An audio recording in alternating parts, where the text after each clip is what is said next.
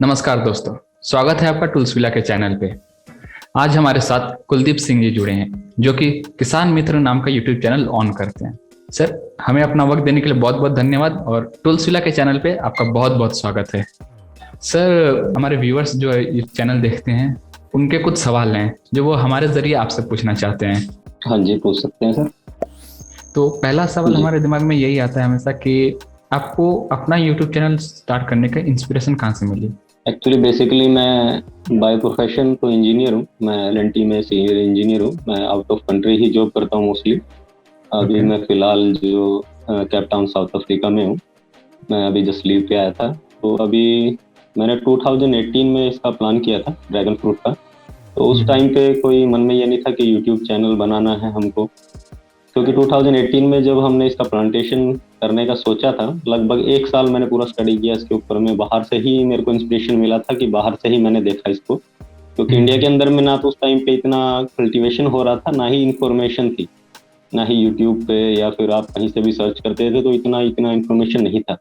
मैंने first time इसको देखा फ्रूट को तो अब्रोड में ही देखा था। तो उस टाइम पे हमारे दिमाग में ये आया था कि हमारे पास जमीन भी ज़्यादा नहीं थी, 5 एकड़ का एक पूरा फार्म है, प्लॉट है हमारा। तो जो नॉर्मल हम कल्टीवेशन करते हैं अपनी पारंपरिक जो खेती रहती है, जैसे गेहूं धान वगैरह ही हमारे हरियाणा में बेसिकली ज़्यादा होता है। तो उसमें ज़्यादा यील्ड हमको मिलती नहीं थी, यानी बोल सके तो एक आम आदमी अपना पेट का गुजारा भी नहीं कर सकता अगर उसके पास ओके। 5 एकड़ भी जमीन भी हो तो, क्योंकि उसके ऊपर में इनिशियल कॉस्ट बहुत ज़्यादा लग जाती है। खेत की बुहाई होगी, बीज की खरीद होगी, फिर उसके बाद स्प्रे, ये सब मिला के बहुत ज़्यादा खर्च हो जाता है। तो मेरे दिमाग में ये आया था कि ऐसा कोई अल्टरनेट निकालना चाहिए कि भले ही हम खेती से जुड़े हुए आदमी हैं, तो उसी में कुछ ऐसा किया जाए कि हमारी सोर्स ऑफ इनकम थोड़ा इंक्रीज हो जाए। तो दिमाग में ये था कि अभी करना चाहिए इसका। फर्स्ट हम डर रहे थे क्योंकि इनिशियल कॉस्ट काफ़ी ज़्यादा थी उस टाइम पे भी। उस टाइम पे जब हमने 2019 में इसका प्लांटेशन किया था, आधा एकड़ से हमने शुरुआत की। आधा एकड़ में उस टाइम पे हमारा जो खर्चा आया था वो 2,60,000 के आसपास आया था। तो केवल उसके बाद खर्चा हमने जैसे मतलब कि इसको स्टार्ट करने का आज, केवल इनिशियल खर्चा? हाँ जी, इनिशियल खर्चा आधा एकड़ का 2,60,000 रुपये। तो आधा एकड़ से शुरुआत किया। स्टार्टिंग में बहुत प्रॉब्लम आई, क्योंकि इसका ना तो कहीं पे इंफॉर्मेशन था कि इसका कल्टीवेशन कैसे करना चाहिए, कौन सा टाइम पे कौन सा फर्टिलाइजर डालना चाहिए, पानी कब देना है इसमें, किस तरह से स्ट्रक्चर बनेगा इसका, इसका फ्रूटिंग के सीजन में क्या फर्टिलाइजर यूज किया जाता है। वो ज़्यादा इसमें जरूरी हो क्या, जाती है कि अगर इसमें कुछ फंगस वगैरह या फिर कोई भी कीटाणु लग जाए तो उसने हम कैसे हटाएं? एक्चुअली हाँ हमारे जी। फार्म पे 3 ही मेंबर जो मोस्टली इसको करते हैं। 99% तो मेरे फादर मदर ही इन्वॉल्व रहते हैं, जिनकी एज 60+ है। और मैं तो समझ के चलिए अभी लीव पे आया हूँ, या फिर अभी 2-4 महीने से ही थोड़ा उनका साथ देने लगा, लेकिन मोस्टली वही रहते थे। स्टार्टिंग में है जब हमने ये पौधा लगाया, एक्चुअली इसमें क्या रहता है, ये चीज़ बाद में हमको पता चली। एक्चुअली ड्रैगन फ्रूट के अंदर में 153 वैरायटीज होती है। 153? 153 किस्म का ड्रैगन फ्रूट होता है ऑल ओवर वर्ल्ड के अंदर, जो रजिस्टर्ड वैरायटीज हैं। इसमें सबसे बड़ा जो इशू होता है वो फंगस का होता हाँ जी। है। और इसका जो कल्टीवेशन जो है इसका 10 डिग्री से लेके 38 डिग्री अगर टेम्परेचर रहता है तो ये बहुत अच्छा रहता है इसके लिए, ड्रैगन फ्रूट फार्मिंग के लिए। और यहाँ हमारे यहाँ समझ के चलिए हरियाणा और पंजाब, मतलब नॉर्थन बेल्ट जो है, जिसमें गर्मी तो बहुत हरियाणा, ज़्यादा पड़ती पंजाब, है। यूपी, राजस्थान, मध्य प्रदेश, आपका हिमाचल, उत्तराखंड, ये जितना जोन है ये सब नॉर्थन बेल्ट में आता है हमारा, नॉर्थ जोन में। यहाँ पे गर्मी भी उतनी ही पड़ती है और सर्दी भी उतनी ही पड़ती सर्दी भी उतनी ही पड़ेगी। है। ये एक्चुअली 8 महीने में ही हमारा प्रोडक्टिविटी आ गया, यानी कुछ फ्रूट हमको देखने के मिले। ट्वेंटी कुछ एथ फल ऑफ खिल गए होंगे। फैब हाँ जी, 20 में हमने इसका कल्टीवेशन किया। करने के बाद में हमारा अक्टूबर नवंबर के आसपास हमारा कुछ पौधों पे फूल आना चालू हो, यानी फ्रूट बना।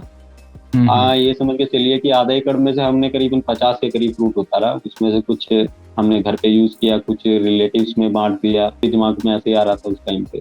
जब इसका फर्स्ट प्रोडक्टिविटी, हमारा कमर्शियल प्रोडक्टिविटी आया 14 महीने के बाद है। इस दौरान ओके एक ओके। फूल पे 7 बार फ्लावर ओपन होते हैं, यानी 7 वेव्स आते हैं। 7 वेव्स में ऐसा कोई भी आप देख लीजिए, ऐसा कोई फ्रूट नहीं है जो लगातार 6 महीने तक आपको फ्रूटिंग दे दे। ये हाँ इकलौता जी, ऐसा हाँ जी, फ्रूट है बिल्कुल। प्लांट है जो लगातार आपको 6 महीने तक फ्रूटिंग देता है। आम, नींबू, अमरूद वगैरह आप समझ लीजिए 1 से 1.5 महीना में सब 1 से 1.5 महीना हो जाता सभी का वही वही ड्यूरेशन है।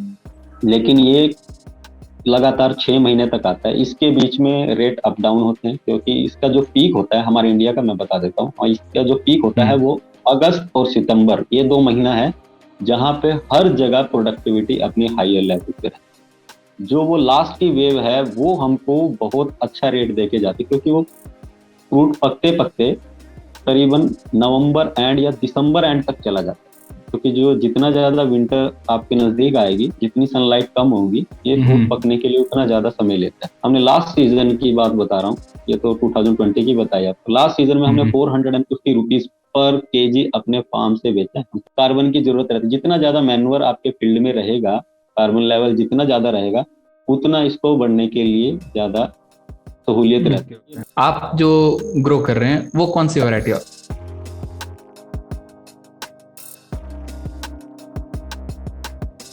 एक्चुअली हमारे फार्म पे, पुराना जो फार्म है हमारा, उस पे हमने 3 वैरायटी लगाई हुई। एक है वियतनामी व्हाइट, जो नॉर्मल व्हाइट होती है, व्हाइट कलर का जो अंदर से पल्प होता है, आपने फ्रूट खाया होगा। एक है एलिस रेड, ये रेड वैरायटी में काउंट होती है। ये एक्चुअली हमारे यहाँ पे तो, या इंडिया के अंदर में, ये श्रीलंका से आई। श्रीलंका से फिर ये सबसे पहले जो आई है वैरायटी, ये बंगाल के अंदर आई, वेस्ट बंगाल।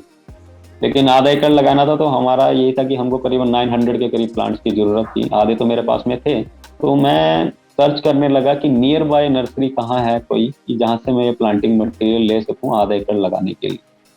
तो दिल्ली की एक नर्सरी थी, वहां से मैंने कुछ प्लांटिंग मटेरियल लिया। उन्होंने हमारा अप्रोच किया कि भाई आप व्हाइट पल्प लगाइए, इसकी प्रोडक्टिविटी बहुत ज्यादा होती है, भले ही रेट कम है, लेकिन एज कम्पेयर टू जो रेड पल्प रहता है उस पर इसका रेट काफी कम भी भले ही हो, लेकिन प्रोडक्टिविटी डबल होती है। प्रोडक्टिविटी ज्यादा होती है। हाँ, कुल मिला के आपका जो आपका खर्चा है वो निकल जाएगा 1-1.5 साल के अंदर में। या आप व्हाइट वैरायटी लगाइए। इसमें 2-3 चीजें, अगर ये सबसे ज्यादा ये पौधा जो ग्रसित होता है ना, इसमें बोलते हैं कि ये पौधा जूझता है जिस चीज से, वो है फंगस। फंगस 3 तरह की होती है, 3 तरह की फंगस होती है। एक होती है सिस्टमैटिक फंगस, जो उसके वाइन्स के अंदर में रहती है, स्टेम्स के अंदर रहती है, और अंदर से अंदर ही फैलती रहती है, वो होती है सिस्टमैटिक फंगस। एक होती है आपकी कॉन्टैक्ट फंगस। वो क्या होती है, जैसे छूत की बीमारी होती है, उस तरह से एक पत्ते में लगी, हवा के कॉन्टैक्ट में आके, नमी में, या फिर एक से दूसरे में फैल जाएगी। एक मधुमक्खी हो गया, कोई भी जीव हो गया जो एक जगह से दूसरी जगह, चींटियां हो गई, चींटियां बहुत फास्ट को स्प्रेड करती है। चींटियां एक लीफ पे चढ़ी, उसको पैरों से टच किया, जो उसका फंगस है वो, उसका बैक्टीरिया उसके पैरों में लगा, या फिर एक दूसरे से ऐसे करके धीरे धीरे वो स्प्रेड होना चालू हो जाती है। और कॉन्टैक्ट फंगस इतनी ज्यादा डेंजर होती है, अगर आपने एक लीफ के अंदर देखा आज इसको, और आपने इसको कट नहीं किया या फिर उसका कोई प्रिकॉशन नहीं लिया, तो आप नेक्स्ट डे जब आके देखेंगे ना, तो पूरी लाइन ही आपको दिखाई देगी। तो उसका तीसरा होता है वायरल डिजीज। वायरल डिजीज भी सेम फंगस जैसा होता है, उसमें भी पत्ता गलता है। तीनों में अंतर क्या होता है, दो सिस्टमैटिक और कॉन्टैक्ट का, तो लोग क्या करते हैं, 2 फंगिसाइड को मिक्स कर लेते हैं, कॉन्टैक्ट और सिस्टमैटिक को, और स्प्रे कर देते। तीसरा होता है वायरल वाला जो रहता है। इसमें क्या रहता है, इसमें और उसमें अंतर, थोड़ा सा अंतर है। आप उस लीफ को तोड़ लीजिए या फिर उसको स्मैश कर लीजिए, वो जो जेल अंदर से निकलेगा, जो फंगस से जो पौधा खराब हो चुका है, आप उसको स्मेल कीजिए। अगर आप स्मेल करेंगे उसको, तो आपको ऐसा स्मेल आना चाहिए जैसे अल्कोहल या सड़े हुए अंडे के अंदर से। अगर ये चीज है आपके लीफ के अंदर, तो आपका वायरल डिजीज। इसका इलाज क्या है, इसका इलाज 10 रुपए में है। आप स्ट्रेप्टोसाइक्लिन लीजिए, ये 6 ग्राम का पाउच आता है, सुना भी होगा शायद आपने। वो 10 ग्राम का पाउच आपका 1 एकड़ के लिए इनफ। 1 एकड़ में वो केवल 6 ग्राम की जो पाउच है उससे काम हो जाएगी, हमारा हो जाता है। ओके। दूसरा रहता है जो आपका सिस्टमैटिक या कॉन्टैक्ट फंगिसाइड होती है, उसको आप सस्ते वे में कह सके, बायो के तो बहुत सारे प्रोडक्ट आते हैं, कॉस्टली आते हैं काफी। एकदम सिंपल जो तरीका था वो, लेकिन काम करेगा इनिशियल स्टेज में। अगर आपने उसको छोड़ दिया काफी समय तक कि भाई चलो बाद में देख लेंगे 2000 बाद दिन के में। बाद, तो वो काम नहीं करेगा। वो काम करेगा इनिशियल स्टेज में। इनिशियल स्टेज में क्या होता है, आप छाछ लीजिए, जो घर में जो लस्सी बोलते हैं, हाँ जी, हाँ उसको जी। लस्सी को लीजिए और उसके अंदर में तांबे की कोई भी चीज डाल दीजिए। वो सबसे जबरदस्त फंगिसाइड। ये फ्री का ही इलाज है, इसके आप पशु है तो उसको वहाँ पे इश्यू नहीं है। और उसका स्प्रे कर दीजिए। आपका कोई वायरल डिजीज हो चाहे आपकी फंगिसाइड का कोई इश्यू हो, वायरल डिजीज के लिए उसके अंदर 6 ग्राम का एक पाउच डाल दीजिए। और सर ये पूछना चाहेंगे कि ये जो ड्रैगन फ्रूट की जो फार्मिंग करते हैं उसमें मशीन्स जी, कितना बड़ा रोल प्ले करते हैं? मशीन्स का सर इसमें हमको ज़्यादा बड़ा कोई मशीन का जरूरत नहीं, लेकिन छोटे छोटे टूल्स जो रहते हैं वो काफ़ी इफेक्टिव रहते हैं। मैं बता देता हूँ, जैसे प्रूनिंग के लिए कटर्स रहते हैं, उसको आप चाकू से या हाथ से कट करने की कोशिश ना करें, आप अपने पौधे को डैमेज करेंगे। और फ्रूट अगर इंजर्ड हो गया तो वो क्वालिटी मेंटेन नहीं है। Fruit okay cutters okay. हो गए। इवन आप इस लीफ पे क्या रहते हैं, कांटे बहुत होते हैं। कांटे को बचने के लिए जब आप प्रून कर रहे हैं इसको नर्सरी पर्पज से भी, या फिर नॉर्मल प्रूनिंग भी कर रहे हैं, या फिर फ्रूट भी कट कर रहे हैं, आपके हाथों में वो कांटे चुभ जाते हैं, चाहे आपने कोई भी हैंड ग्लव्स पहना हो। हाँ जी बिल्कुल। उसके लिए पर्टिकुलर एक हैंड ग्लव्स आता है, वो आपका रोज जो स्टेम कटिंग करते हैं रोज गार्डनिंग के लिए, वो हैंड ग्लव्स उसके लिए, यानी लेदर का हैंड ग्लव जो थोड़ा सॉफ्ट लेदर हो, जो आपके हाथ में अच्छे से ग्रैब हो जाए, क्योंकि आपको कटर भी अच्छे से पकड़ना ग्रेप। है। हाँ जी, हाँ जी। तो एक सॉफ्ट लेदर हो उसके अंदर वो कांटे पेनिट्रेट ना कर पाए।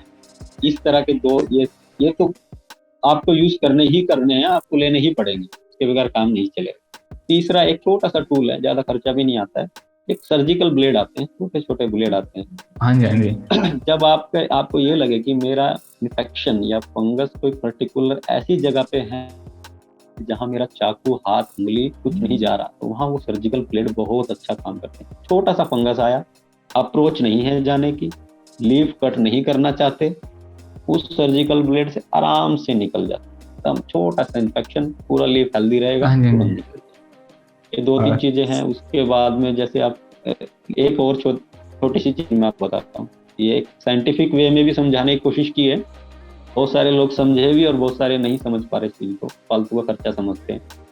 फ्रूट कवर बैग आपको चढ़ाना चाहिए, इवन ये ही फ्रूट पे नहीं, हर फ्रूट पे, हर एक उसकी फ्रूट पे। क्वालिटी मेंटेन होती है।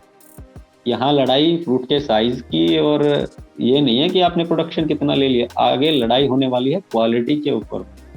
आपके फ्रूट का शाइनिंग कैसा है, ब्रिक्स लेवल कैसा है आपका, यानी फ्रूट की मिठास कैसी है, इसके ऊपर जी लड़ाई होने बिल्कुल। वाली है। तो इसी के साथ हम अपना इंटरव्यू यहाँ पे खत्म करते हैं। हमें अपना वक्त देने के लिए बहुत बहुत धन्यवाद सर। और हम अपने दर्शकों को ये बताना चाहेंगे कि कुलदीप सिंह जी का यूट्यूब चैनल है किसान मित्र नाम से। अगर आप ड्रैगन फ्रूट की खेती करना चाहते हैं तो प्लीज़ इनके चैनल को विजिट करें, वहाँ पे आपको अच्छे टिप्स मिल जाएंगे ड्रैगन फ्रूट से रिलेटेड। बहुत बहुत धन्यवाद सर हमें अपना वक्त देने के लिए। नमस्कार। धन्यवाद सर।